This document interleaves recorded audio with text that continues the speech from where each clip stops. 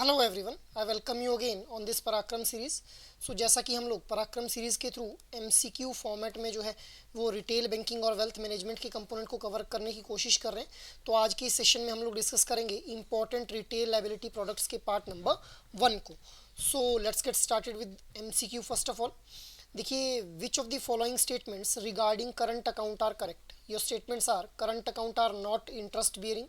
Statement 2 is since the bank is not paying any interest on the current account, they do not charge interest on the overdraft.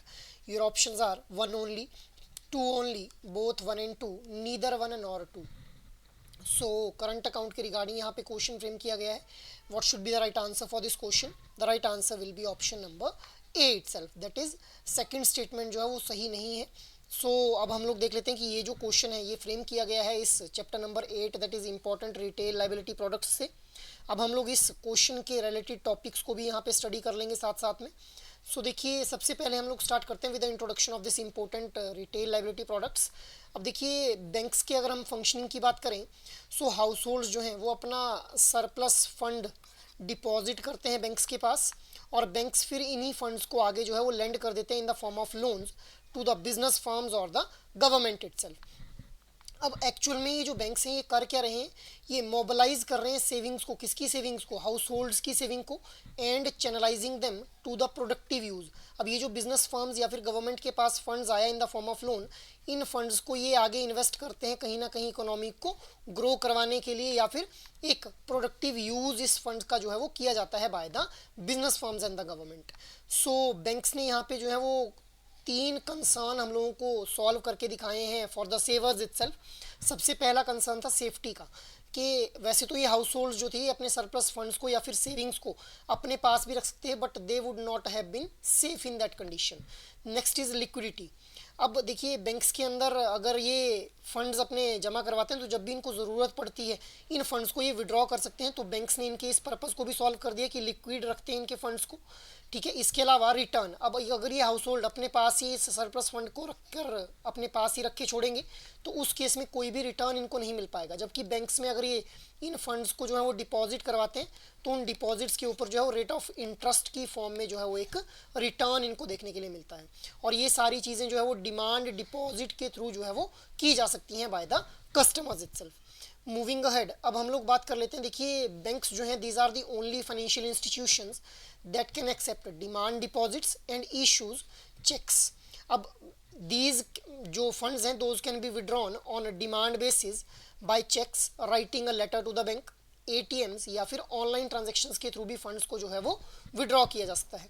अब cheque as a payment instrument is a legal document with duties and responsibilities of all parties involve defined by the law. अब देखिए, check क्या है, एक payment instrument की तरह है, और ये एक्चुअल में एक लीगल डॉक्यूमेंट है जिसके अंदर ड्यूटीज़ और रिस्पॉन्सिबिलिटीज़ मेंशन की गई होती हैं सभी पार्टीज़ की, जो भी उस लीगल प्रोसेस के अंदर जो है वो इन्वॉल्व है, और लॉ के द्वारा जो है वो ड्यूटीज़ और रिस्पॉन्सिबिलिटीज़ डिफाइन की जाती हैं. अब यहाँ पे हम लोग देखते हैं कि ये जो हमारे डिपॉजिट प्रोडक्ट्स रहते हैं, रिटेल लाइबिलिटी प्रोडक्ट्स रहते हैं, इनके ऊपर लो या फिर लगभग no interest is given to the customer because of the liquidity and higher cost of maintaining demand deposit accounts. क्योंकि इन डिमांड डिपॉजिट्स को मेंटेन करने में काफ़ी हायर कॉस्ट जो बैंक को इनकर करनी पड़ती है, और इन डिमांड डिपॉजिट्स के ऊपर कस्टमर को लिक्विडिटी भी प्रोवाइड कर रहा है बैंक के, जब भी उनको ज़रूरत पड़ेगी उसको निकलवा सकते हैं. तो इसीलिए देयर इज़ लो इंटरेस्ट और no interest is given on the demand deposits. अगर हम लोग रिटेल लाइबिलिटी प्रोडक्ट्स की बात करें हम लोग इनको दो हिस्सों में बांट देते हैं, डिमांड डिपॉजिट्स और टाइम डिपॉजिट. डिमांड डिपॉजिट का पार्ट बनेंगे current accounts and savings account, और टाइम डिपॉजिट का पार्ट बनेंगे fix deposit and recurring deposit. Moving ahead, अब हम लोग बात कर लेते हैं करंट अकाउंट के बारे में. तो इसके कुछ फीचर्स को हम लोग देख लेते हैं. देखिए, करंट अकाउंट बेसिकली सर्व करते हैं पर्पस फॉर द ट्रेडिंग और द बिजनेस एंटिटीज़, क्योंकि बिजनेस एंटिटीज़ के द्वारा लार्ज नंबर ऑफ ट्रांजेक्शन जो है वो देखने को मिलती हैं हम लोगों को, और ये बहुत ही लार्ज अमाउंट की भी ट्रांजैक्शन यहाँ पे हम लोगों को देखने को मिलती है, फ्रीक्वेंट ट्रांजैक्शंस करने को देखने को मिलती है हम लोगों को. इसीलिए बिजनेस एंटिटीज़ और जो ट्रेडिंग फर्म्स हैं उनके लिए current accounts are the best option. इसके अलावा these current accounts are non interest bearing.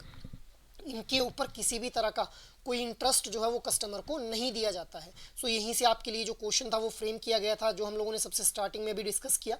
इसके अलावा सेविंग्स अकाउंट के कंपैरिजन में जो मिनिमम बैलेंस है वो ज़्यादा रखना पड़ता है इन केस ऑफ करंट अकाउंट, क्योंकि सेविंग्स अकाउंट में हम लोग जानते हैं ना कि एक मिनिमम अमाउंट हम लोगों को अपने सेविंग्स अकाउंट में मेंटेन करना पड़ता है। अगर नहीं मेंटेन करते तो उस केस में फिर पेनल्टी जो है वो बैंक हम लोगों से चार्ज करता है। तो जितना अमाउंट जो है वो सेविंग्स अकाउंट में मिनिमम बैलेंस के तौर पे रखना है, उससे ज़्यादा ही मिनिमम बैलेंस मेंटेन करना पड़ेगा इन द करंट अकाउंट।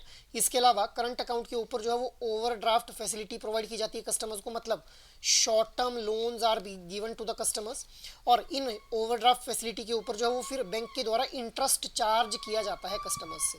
इसके अलावा जो भी केवाईसी नॉर्म्स हैं, those KYC norms are applied in case of current account, know your customer की जो गाइडलाइंस है।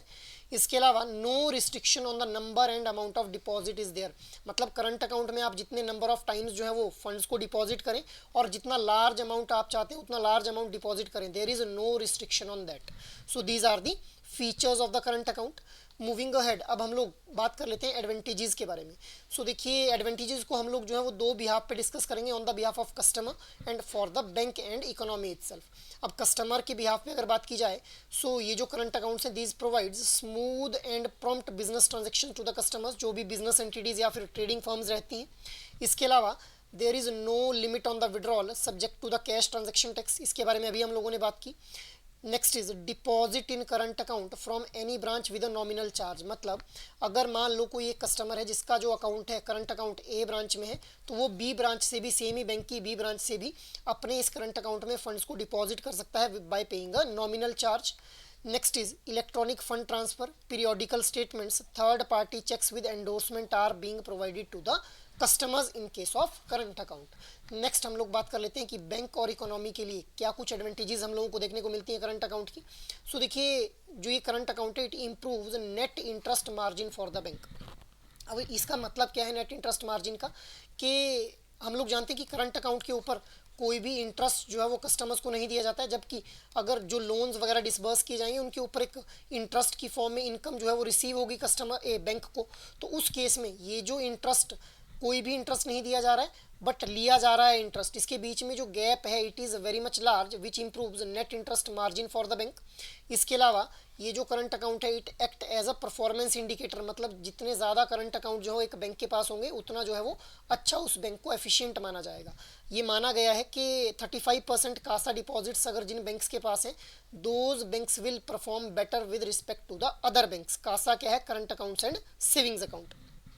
इसके अलावा जितने ज़्यादा करंट अकाउंट्स होंगे, मतलब उतनी ज़्यादा जो है वो बिजनेस एक्टिविटी के अंदर हम लोगों को इन्वेस्टमेंट होती हुई देखने को मिल रही है, तो जिसका हम लोग जो है वो डायरेक्ट लिंक निकाल सकते हैं कि हमारी इंडस्ट्रियल प्रोग्रेस भी देखने को मिल रही है और अल्टीमेटली इकोनॉमी भी जो है वो ग्रो कर रही है। So these are the advantages for customer and for the bank and economy itself. Moving ahead, अब हम लोग बात कर लेते हैं कि क्या कुछ डॉक्यूमेंट्स जो है वो रिक्वायर्ड रहते हैं अलग अलग एंटिटीज़ के लिए जब भी उन्होंने करंट अकाउंट को जो है वो ओपन अप करना हो। तो देखिए इंडिविजुअल्स के केस में चाहे वो सिंगल अकाउंट ओपन अप करें या फिर जॉइंट अकाउंट ओपन अप करें, उस केस में एक certified copy of OVD, OVD क्या है, ऑफिशियली वैलिड डॉक्यूमेंट, जो कि आइडेंटिटी प्रूफ और एड्रेस प्रूफ दोनों की तरह काम करेगा। So these are the documents, ठीक है। Next is sole proprietary firm. अब सोल प्रोप्राइटरी फर्म के केस में a certified copy of OVD will be required, जिसके अंदर OVD will be acting as identity and address proof। इसके अलावा a certified copy of any of the following, sole proprietary firm के case में जो है वो OVD, और इसके अलावा ये जो बिलो मेंशनड यहाँ पे जो है वो हमारे पास जो है वो सर्टिफिकेट्स या डॉक्यूमेंट्स हैं, इनमें से किसी के एक की भी सर्टिफाइड कॉपी जो है वो रिक्वायर्ड रहेगी। अब रजिस्ट्रेशन सर्टिफिकेट, सर्टिफिकेट और licence issued by municipal authorities, sales and income tax return CST या फिर वैट सर्टिफिकेट, सर्टिफिकेट और document issued by sale tax और प्रोफेशनल टैक्स अथॉरिटीज़, लाइसेंस और सर्टिफिकेट ऑफ प्रैक्टिस जो कि इशू किया जाता है in the name of proprietary concern by an professional body. इसके अलावा corporate income tax return, not just the acknowledgement in the name of sole proprietor. इसके अलावा यूटिलिटी बिल्स जैसे electricity, water, landline, telephone bills को भी जो है वो यहाँ पे सबमिट करवाया जा सकता है, बट उनकी सर्टिफाइड कॉपी जो है वो रिक्वायर्ड रहेगी। मूविंग अहेड, अब हम लोग बात कर लेते हैं पार्टनरशिप फॉर्म्स के बारे में।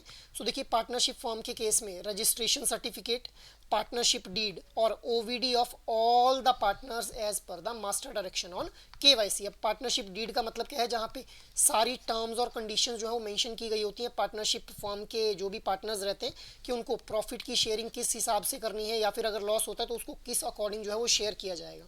इसके अलावा सभी पार्टनर्स के OVD will be required along with the registration certificate. Next entity is Hindu undivided family. अब हिंदू अनडिवाइडेड फैमिली के केस में joint Hindu family letter will be required, a certified copy of OVD, PAN card of the HUF। Hindu undivided family का जो है वो PAN card अलग से बना होता है, वो रिक्वायर्ड रहेगा जब भी इन्होंने करंट अकाउंट को जो है वो ओपन अप करवाना है। Next is limited liability partnership firm.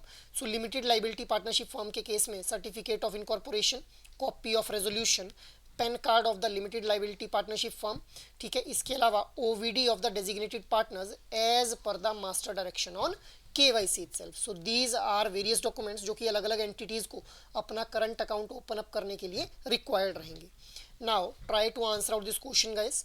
Which of the following are required documents for opening current account of a company? Your options are memorandum of association, resolution of board of directors, PAN card. So क्या सही option होगा इसके लिए? 1 and 2 only, 2 and 3 only, 1 and 3 only, 1, 2 and 3 itself। So try to answer out this question in your comment box. That is all for this video session. I hope ये sessions आप लोगों को अच्छे लग रहे हैं। सो अगर एक्चुअल में आप लोग इन सेशंस को पसंद कर रहे हैं तो इन सेशंस को लाइक, शेयर और सब्सक्राइब कर लें। जय हिंद।